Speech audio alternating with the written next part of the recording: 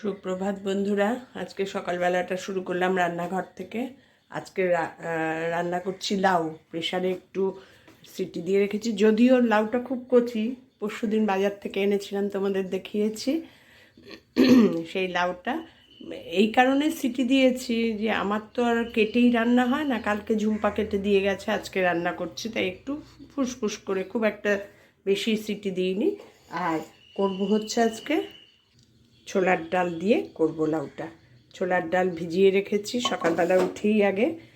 এটা এখন বাটতে নিয়ে যাচ্ছি নিচে, বেটে নিয়ে আসি। বড় মিক্সিটা নিচে, তো বেটে নিয়ে আসি। এবার কিভাবে রান্না করছি তোমাদের দেখাবো। দারুণ খেতে হয়। তোমাদের প্রথমেই গল্প করেছি, এই লাউ আমার চলবে জ্যৈষ্ঠ মাস পর্যন্ত। এক এক দিন এক এক রকমভাবে করব, খাবো। ঠিক আছে, তোমাদের দেখিয়ে দিলাম শুরুটা। এবার ডালটা বেটে এনে রান্নাটা করব যখন তোমাদের দেখাচ্ছি।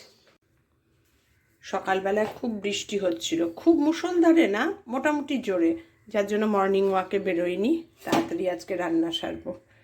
হেলথ ড্রিঙ্কসটাও খাচ্ছি। এটা খাওয়ার যে কি একটা নেশা না।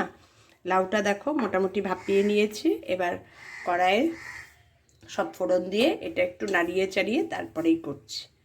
এবার তেলের মধ্যে ফোড়ন দেব।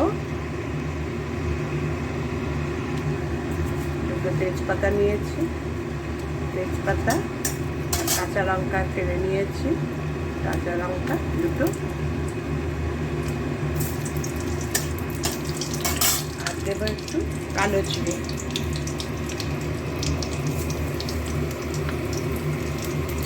আজকে লাউয়ে দিচ্ছি কালো জিরে, একটু অন্যভাবে করছি।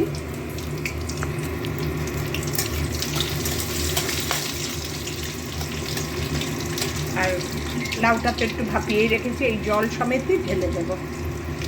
এবারে এটা একটু মাখো মাখো হবে, তারপরে দেখাচ্ছি। লাউটা যে ভাপিয়ে রেখেছিলাম জল শুদ্ধই দিয়ে দিয়েছি।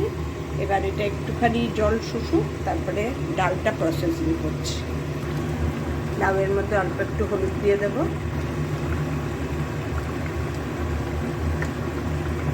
লাউটা এটাই হচ্ছে। পাশে একটা কড়াই দিয়ে তেল দিয়ে দিয়েছি। কড়াইয়ে একটু বড়া ভেজেছিলাম, সেই তেল ছিল। তার মধ্যে দিয়ে দেবো একটু হিং দিয়ে একটু নাড়িয়ে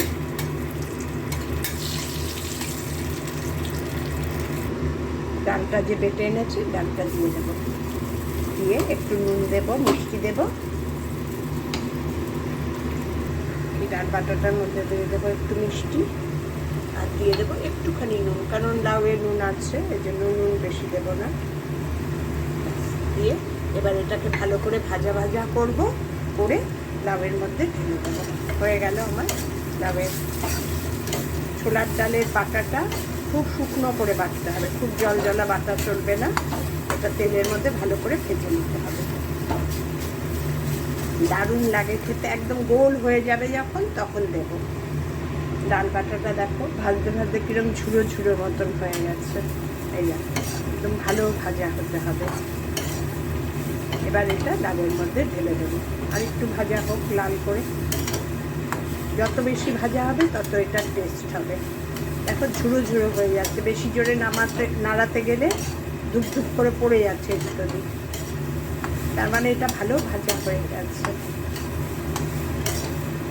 একদম জল যত কম দিয়ে ভাজবে এটা তত তাড়াতাড়ি ঝুড়ো ঝুড়োটা হবে। ডাল বাটাটা যে ভেজে রেখেছি ওটা এবার ঢেলে দেবো। লাউয়ের মধ্যে ঢেলে দিলাম, দিয়ে ভালো করে নাড়িয়ে চাড়িয়ে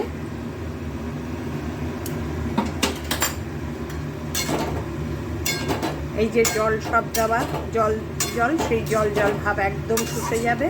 আর খেতে একটা দারুণ সুন্দর গন্ধ হয়। ছোলার ডাল তো গন্ধটাও সুন্দর হয়। আর হিং দিয়েছি।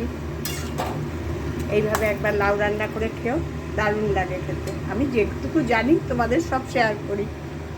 এবার নামাবো যখন, ধনেপাতা ওপরে ছড়িয়ে কমপ্লিট আমার লাউ রান্না, ডাল বাটা দিয়ে, ছোলার ডাল বাটা দিয়ে।